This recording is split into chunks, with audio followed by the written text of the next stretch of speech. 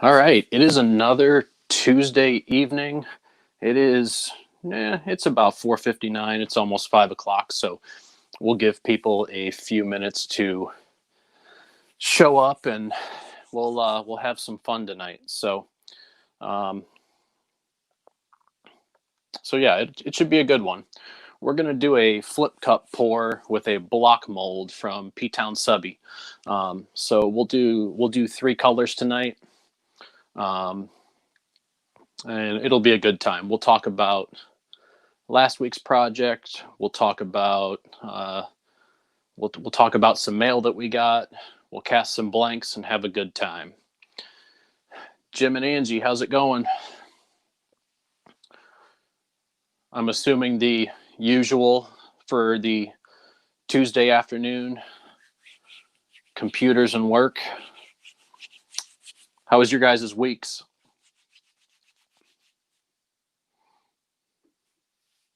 Ray, what's up? How's it going?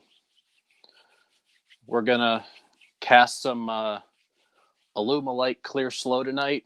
We're gonna do some color casting, and we'll flip it into a block mold and get some pen blanks. So that's the plan for tonight. I was going to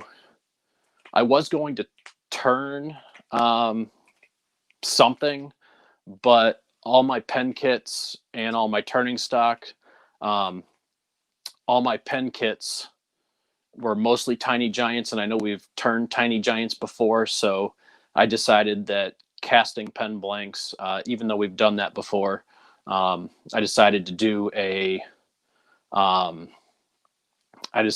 that instead.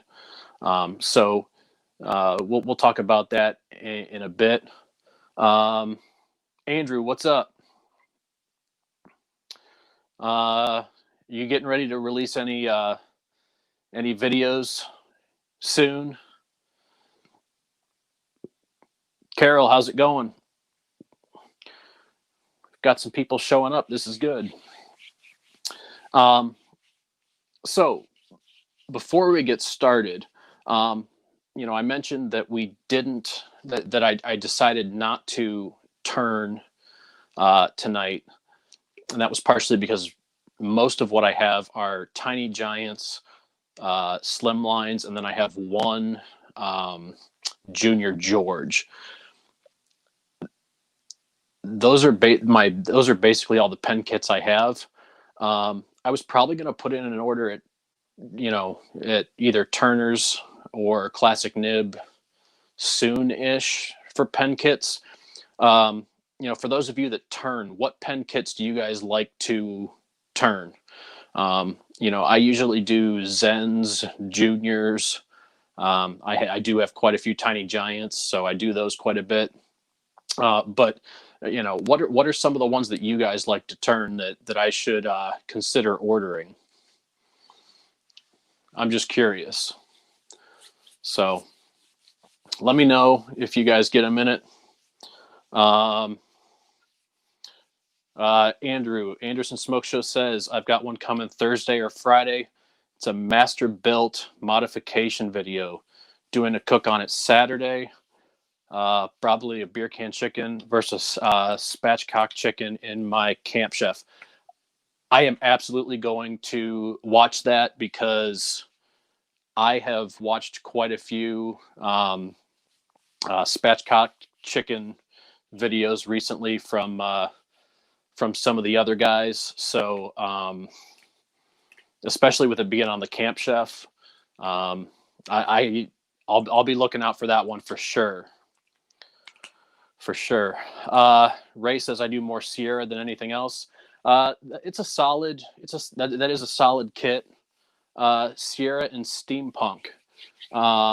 Jim's Wall Street. So Wall Streets and Sierras, Monarchs, I believe Gatsby's, they're all in the same family. They're all the same style.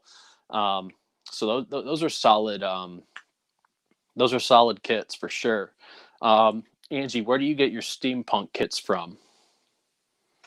I'm curious. Carol says, I'm a lapsed turner, but I like to make resin and PVC pipe. That's the only thing I know. Hey, we're here to learn. We're here to just have some fun. So it should be a good time. All right. So now that we've given people a few minutes to kind of show up, as they come in, we'll show off last week's project. I don't have all of last week's project because it was the chaos casting. Not because it was the chaos casting, but some of them did get claimed. So I am going to step off camera just for a quick second, and we are going to show off the 3 blanks we have from last week. So this one, you can see, this one was the extra Alumilite only blank that we cast. So that one was a fun one. And then here's one of the chaos castings that I have left. And then here's the other one. So I do think these turned out pretty cool. Now you can kind of see on these, if I would have paid more attention, I should have glued down with used hot glue to glue down the blocks, but it turned out okay because that they're in there at a pretty good depth. So most of that'll turn off, and honestly, this portion here that doesn't have as much chaos blank in it, that would be a good place for a clip. So these 2, along with the other Alumilite blank, are available if people are interested. So that's what we did last week. This week I mentioned we are going to cast some Alumilite Clear Slow. We'll do 3 colors, and we'll do a flip cup pour, and I'll explain my method of how we do that as we go. But before we get to that, I did get a mail call from Mr. RJB Woodturner himself. I have a note here, and it says, and this was completely by surprise. I opened the mail one day and this was in there. I wasn't expecting it at all. It says, "Hello, Robert. Since you're giving the Tiny Giant Chaos pen away, even though Sarah likes it, shame on you. Here's a chaos blank just for her. Please let her pick a kit and make her a chaos pen. I've also enclosed some UHMW to make some nonstick bushings." So in the pack we have some UHMW. It looks like it almost looks like a bespoke blank.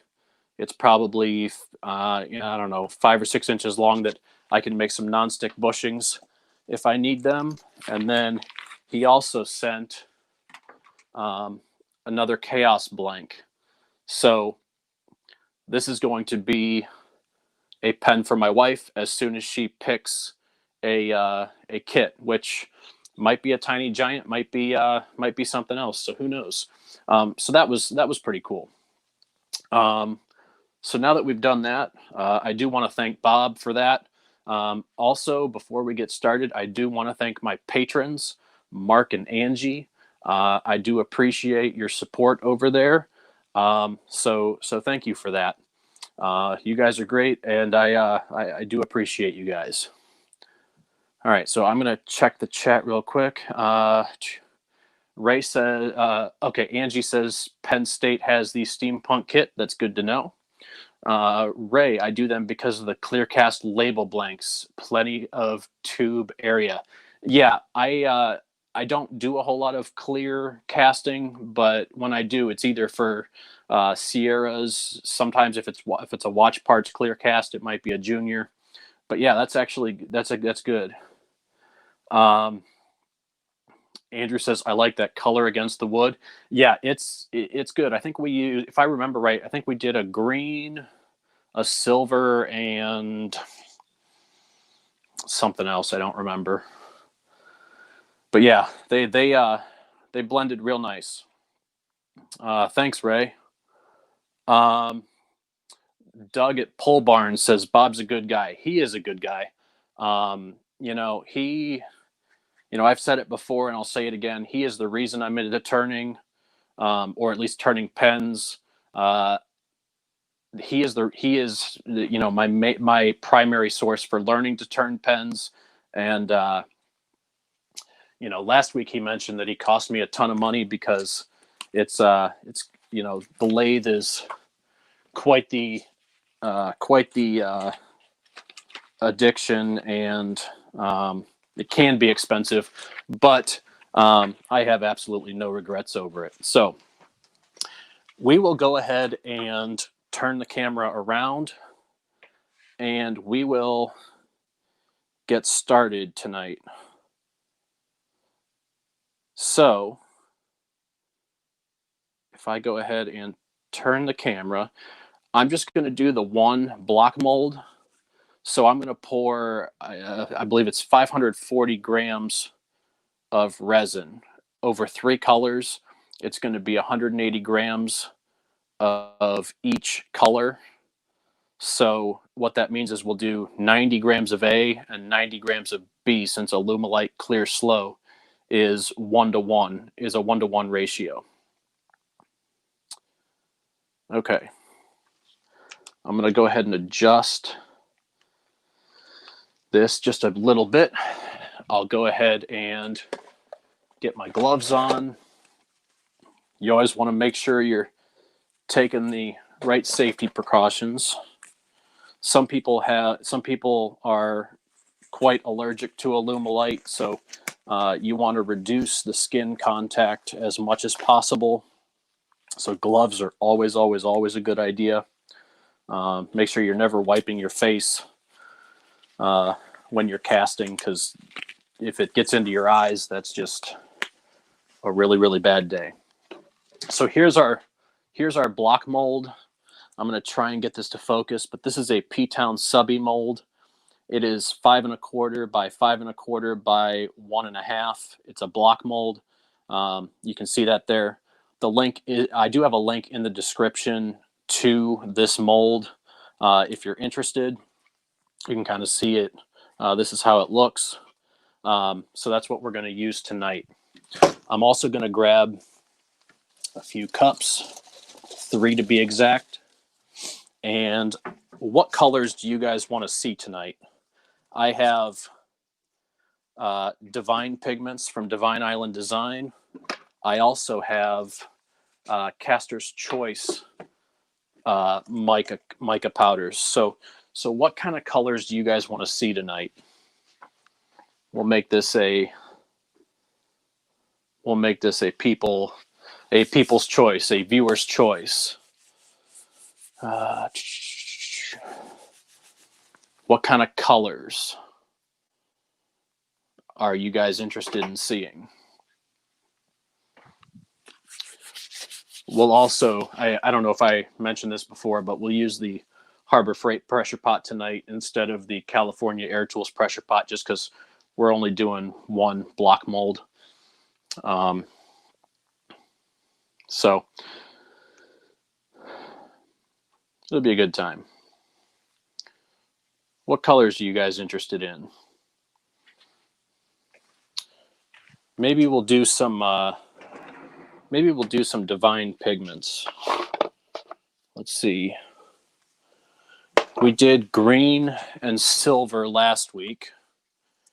We did green, silver, and blue last week. So maybe we'll switch it up this week. Maybe we'll do some yellow.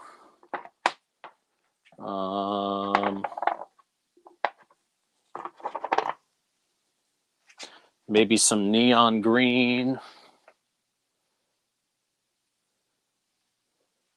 And berry red. That should be fun. We'll go with those 3 tonight. All right. Now, I'm not going to add those quite yet. I'll get my popsicle sticks ready. I'll pour our A side of our resin first. We're going to go to 90 grams. So my scale is right there. I'm going to move you guys just a little bit so hopefully you can see it. And we'll go to 90. So right now my scale is reading 0. So I'm going to just put 90 grams of A into my first cup.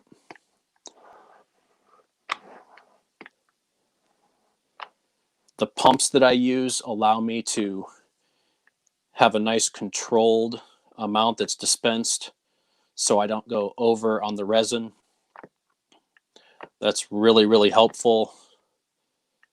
Alumilite, clear slow. If you've been here before, you've heard me say this. If this is your first time, hopefully you learn a couple things. But Alumilite clear slow is a 1-to-1 ratio of A to B. So because I'm doing 90 grams of A, I also need to pour 90 grams of B. But right now, we're just going to focus on the A side right now. So I'm going to put my second cup on there. I still have my A. My scale is at 0. And I'm going to put 90 grams of A into my second cup. I use paper cups that do not have wax on them. As the resin heats up, because of the chemical reaction that happens, if the wax heats up, it melts and gets into the resin, and that could ruin your cast. So you want you want waxless paper cups, or you could use a plastic as well. I know some casters do that as well. Okay, so there's 90 grams of A in the second cup, and we haven't added any colors yet. We're at 0 again, so we'll go to 90.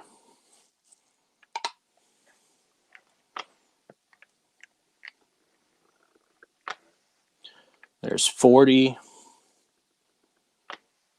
55, 67,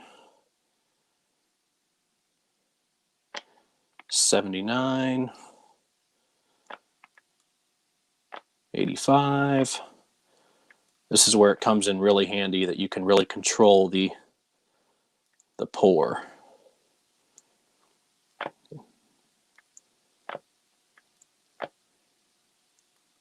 There's 90. Yep. Okay, so now that I have my A side poured, that's the resin part. Side B is the hardener. We're not going to pour that in quite yet, because as soon as you put the B in, that starts the reaction. So what we're going to do first is we're going to add color. So we're going to use Sunny Yellow. We're going to use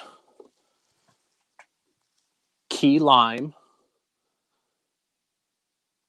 And we're going to use Berry Red,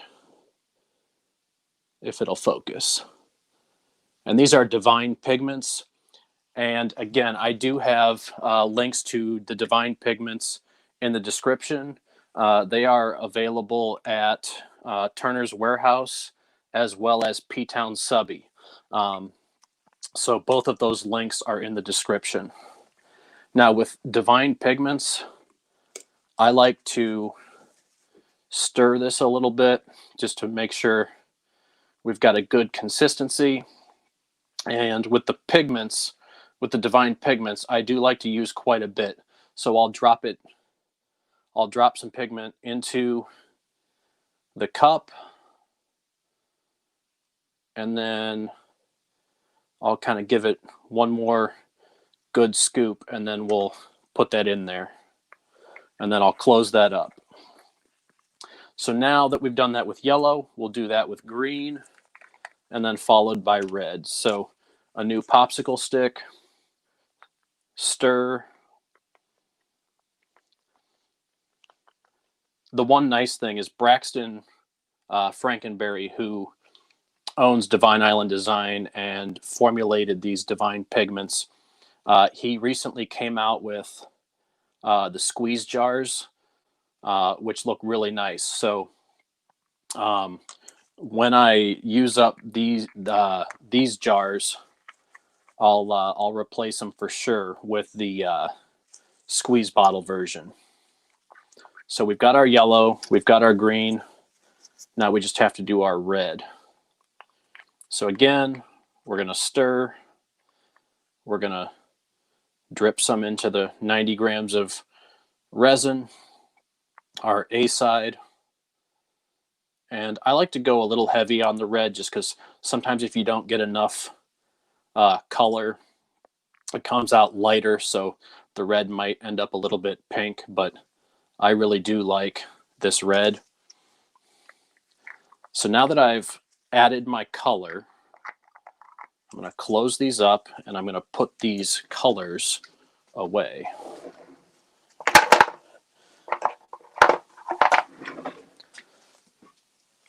Okay, so now I'm going to see if I can do this here. I'm going to stir this up just to get the colors mixed in. And I don't know if we can see that. The light's not great in here, but now that that's our yellow, we have our green, which is right here. We'll stir this up. We'll get our green. It looks something like that. I know. Again, sorry about the light, but I'm slowly working on it. And then our red is going to be right here. Okay, so now that our color is mixed in, we can start with we can continue by adding our B side. Okay. Now again, we just added 90 grams of A.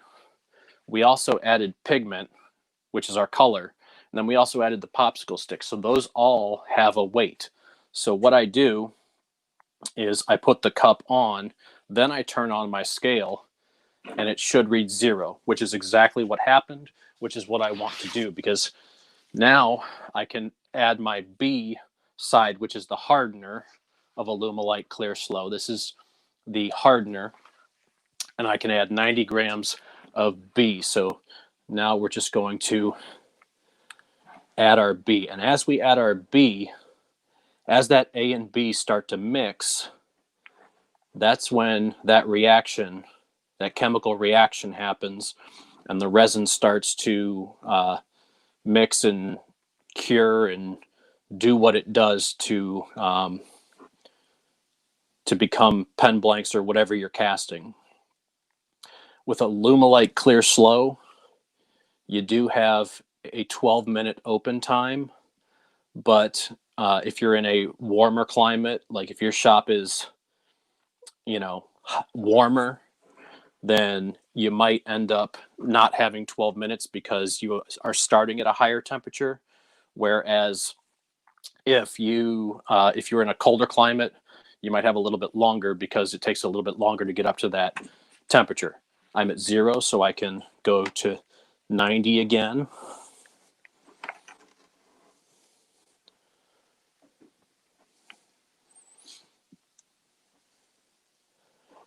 There's 62, 75,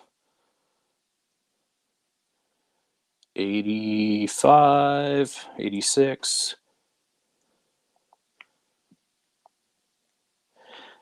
And with these larger pours, or relatively larger pours, if you're over on the B side a little bit, that's okay. If you're going to be over on one side or the other, you always want to be over on the B side because B is the hardener. We're at 0, so we can go to 90. If you are over on the A side, that is the resin, and because you don't have enough hardener, if you have more A than B, you run the risk of your cast not setting up, which means that whole batch is ruined. So just something to keep in mind. So if you're over by like a gram or two on pours like this, on the B side, that's okay. When you're doing clear casts or you're doing smaller pours, that's when it's super important to have as accurate of a pour as possible. Now that I have these poured, I need to start stirring these. So I'm just going to give these an initial stir. So there's my yellow. Here's my green.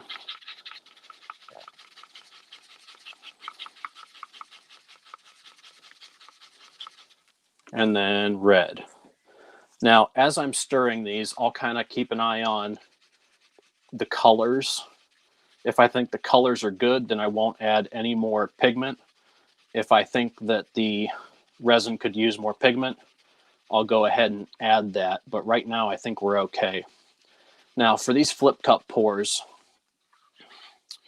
with Alumilite Clear Slow and Alumilite Clear, I like to pour in the 95 to 100 degree range. That's when you get the best color separation. Anything below 95, you run the risk of color blending, which is fine if that's the effect you're going for, but just know that if you're going for color separation, you want to be at least 95 to 100 degrees. So, if you end up, mixing your red and green, you might end up with, something a little different than what you started with. If you mixed your yellow and green before you got to 95 or 100, you could end up with something like a blue, depending on how the colors interacted. So it really is, just like elementary art class. If you mix colors, you get, if you mix two colors, you get a new color. Now, when I stir, I stir clockwise and counterclockwise, but I'm also scraping the walls of the cup just to make sure that I get all of the resin thoroughly mixed. Now, one way I check for temperature is by feel. So when I have my hand on the cup, if the cup doesn't feel warm, I know I'm not ready to check the temperature yet. But if that cup starts to feel a little warm, I'll take my Harbor Freight Centec infrared thermometer, or temperature gauge, and I'll point it and see where we're at. That's a good secondary check.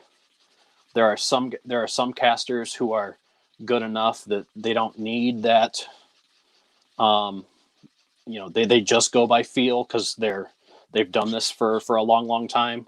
But I personally like to have that secondary check just to be sure. So with this red, green, and yellow, do you guys want me to add macro pearl to this? Do you want these blanks to kind of shine and shimmer a little bit, or do we just want to leave these as they are? What do you guys think? Do we add macro pearl or do we leave it out for this one? Honestly, with these colors, I could go either way.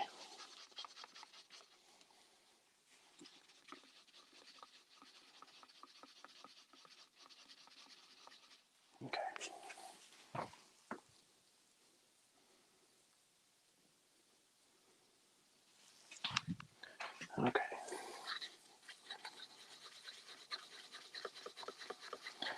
Now, when I go to check temperature, I make sure I stir. I don't just check it cold, or I don't just check it after it's been sitting there for a little bit. I stir, and then I pull the popsicle stick out, and then I check the popsicle stick. And right now the popsicle stick is saying 91, so we're getting close.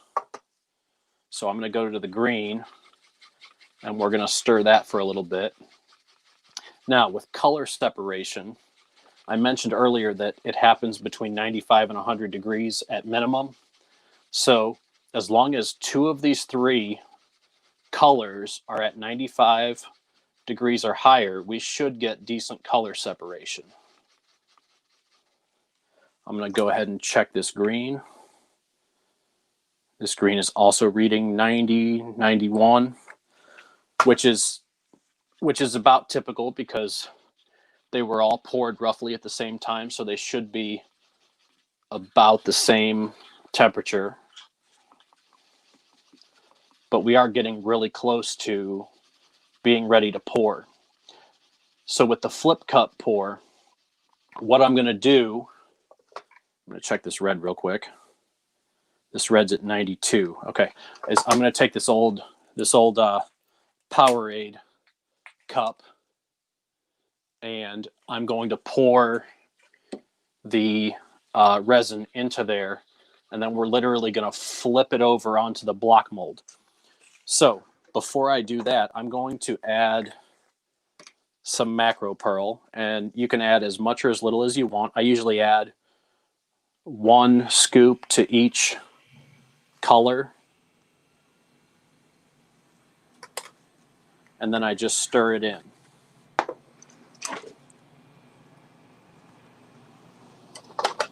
There we go. All right.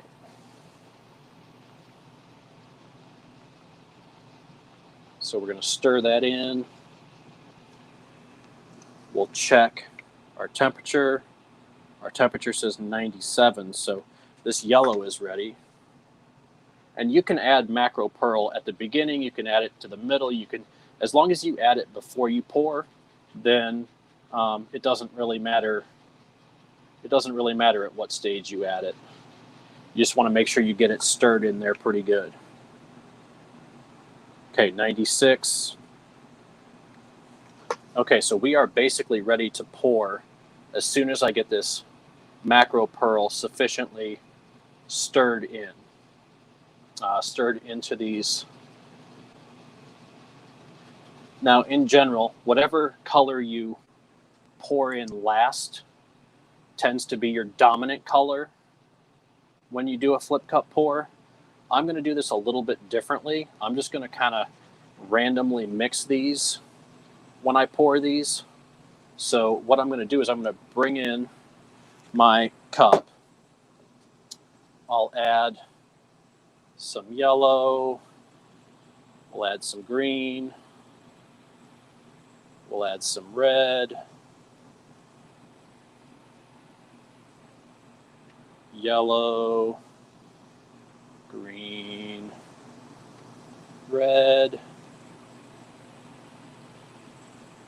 And again, there's no right or wrong way to pour this. Do whatever, do whatever you think. If you're going for a certain effect, try it. If it works, great. If not, then modify and try it again. So now I'm just going to scrape the rest of these cups of whatever resin is left. Okay, so there's the rest of the yellow. Here's the rest of the red. You want to get as much of this out as possible because resin is expensive. You don't want to waste any, or waste as little as possible. Now you can choose to stir this in the cup if you want, or if not, that's fine too. Tonight I'm not going to stir. I'm just going to do the flip cup pour. All right, so there's our green. Now we need our block mold. And I'm going to make sure that you guys are in frame for this. Now, we're going to rotate just a bit. we're going to take our block mold and put it on top of our sports cup, our Powerade cup, and we're literally going to flip. This is where the flip cup comes from. And now we're just going to let it we're going to let the rest of the resin come out of the cup. We are up to temperature, so we can't let this sit here for too terribly long because we do need to get this in the pressure pot. So I'm going to go ahead and call that good there. We're going to put our PTownSubbie mold filled with our resin in our PTownSubbie mold rack. We're going to put it in our pressure pot. And then when I go to put this pressure pot on, I want to make sure I'm clamping down opposite sides at the same time. I never want to clamp side by side. I never want to do these two at the same time or these two at the same time. You always want to go opposite, because if you do opposites, you'll get equal clamping pressure and you won't deform your lid. If you deform your lid, you could end up with leaks and a bad seal, which will ruin the cast. So now we can hook up our air hose. We're going to go to 50 PSI and my compressor is going to come on. So I will let that run for a little bit. I'll let it recharge, and once that goes off, I will come back to check the chat and we'll have a conversation. While that's running, I'll go ahead and clean up. Now that I'm done with the resin, I can take my gloves off and throw those away.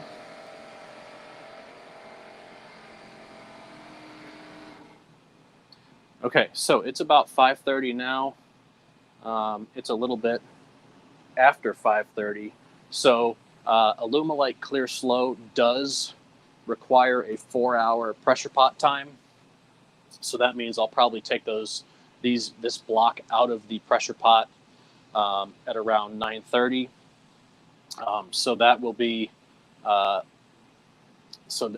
when I'll be able to take those out of the pressure pot. So I will go ahead and turn the camera back to me.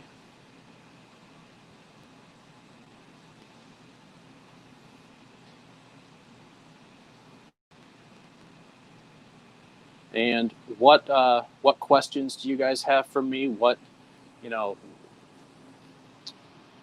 Is there anything that I glossed over that you guys want me to go over again? Let's talk about it in the chat. What sorts of blanks do you guys like to cast, or what kind of blanks do you guys like to turn? Do you guys like to turn resin? Do you like to turn wood? Do you like to turn hybrids? What are you guys into?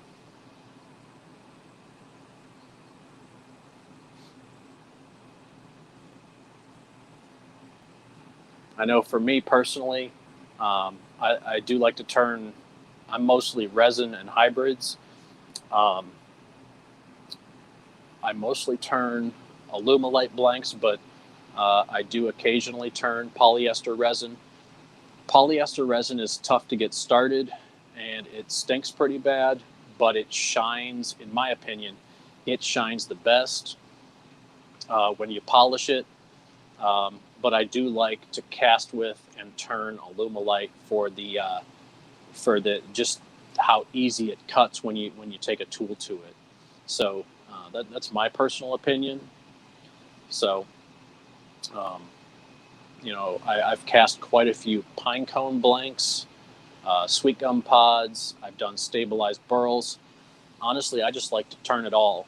they all have their own characteristics that, you kind of have to, that you have to be ready for.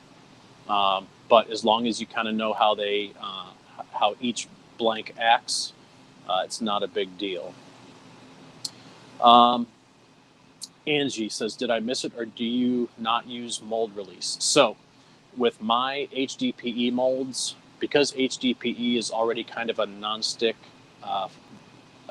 deal, I don't use mold release on my HDPE molds.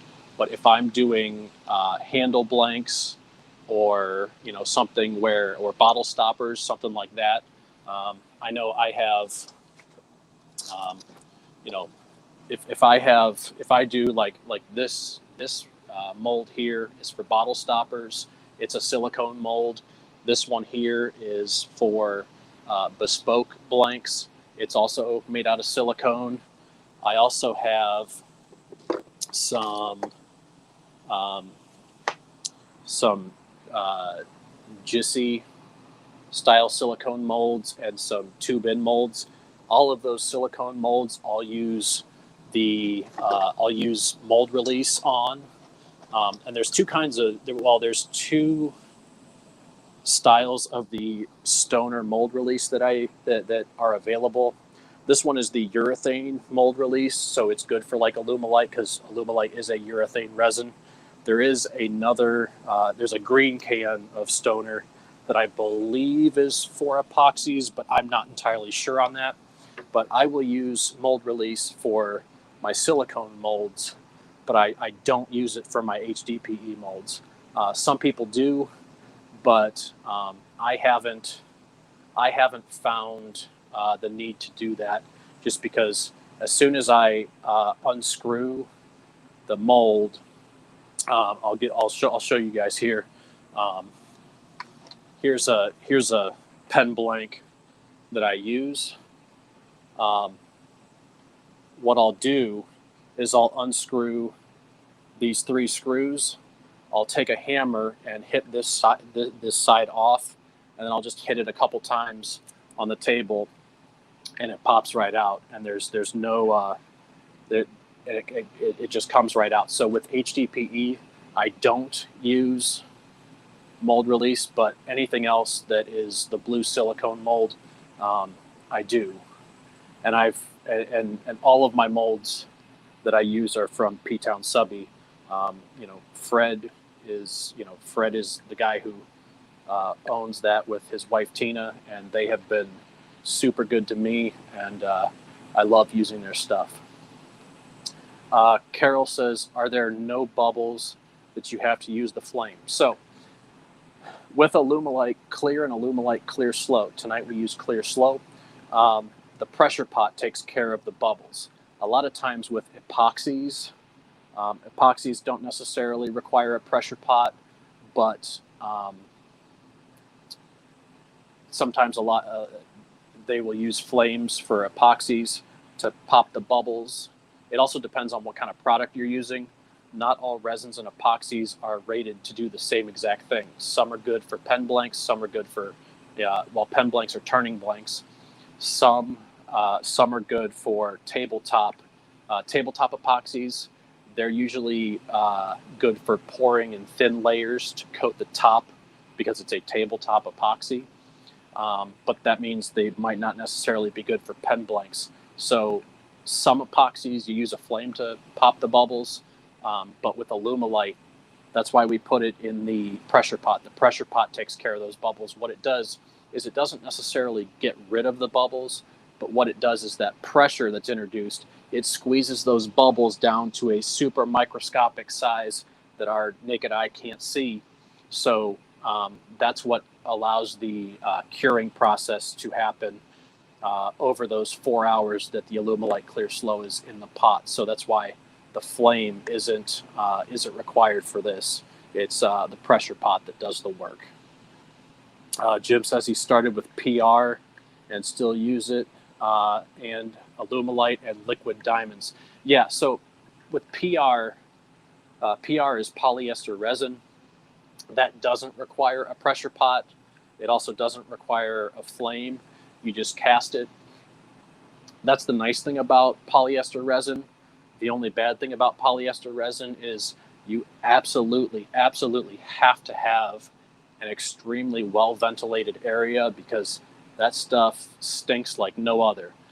I've never personally cast it, but I have turned it, and just turning it sometimes, I have to take a break because it starts to smell. And I've heard that casting it is even worse. So while I don't have any firsthand experience with casting polyester resin, I've heard from a number of people that if you don't have correct ventilation, that one will be rough. Alumilite really doesn't have an odor. I mean, it might have a slight odor, but it's nothing like polyester resin. And I honestly haven't had any experience with liquid diamonds. I've heard good things about it, but I haven't cast it and I haven't turned it. So I can't speak to its I can't speak to what kind of product it is. But I have heard that people have had a lot of good results with it. So I'm sure it's a pretty good product. So if you guys have any other questions or comments, let me know. Go ahead and put them in the chat. I do have those 2 chaos blanks from last week still available if you guys are interested.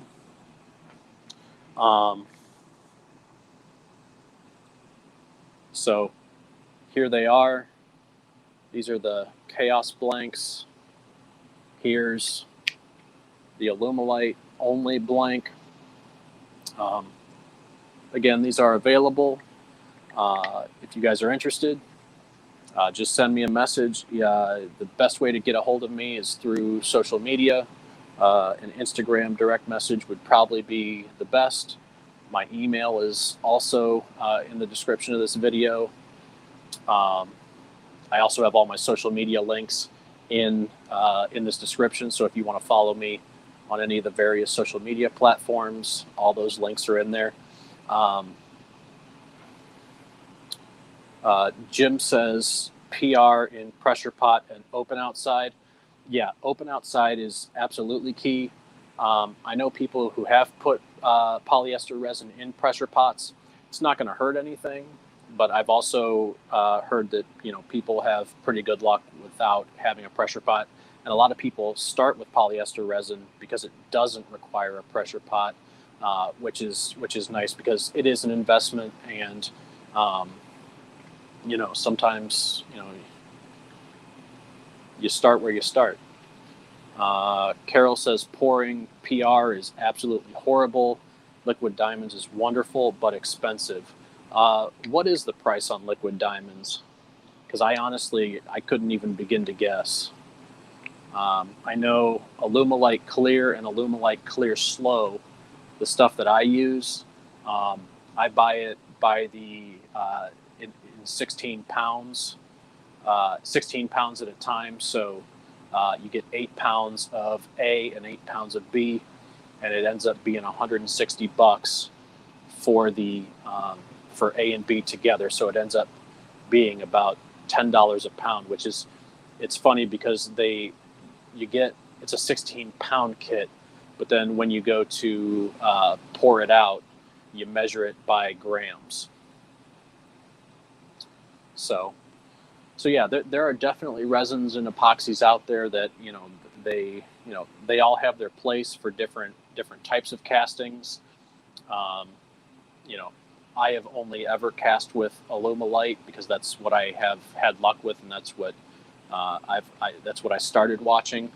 I would be open to using other products, but I just haven't gotten there yet. Carol says $35, I seem to remember, per quart. Yeah, that can be, I know that does seem a little expensive, but I guess it could be worse. I know with Alumilite, the larger, I know I keep going back to Alumilite, but that's the experience that I have.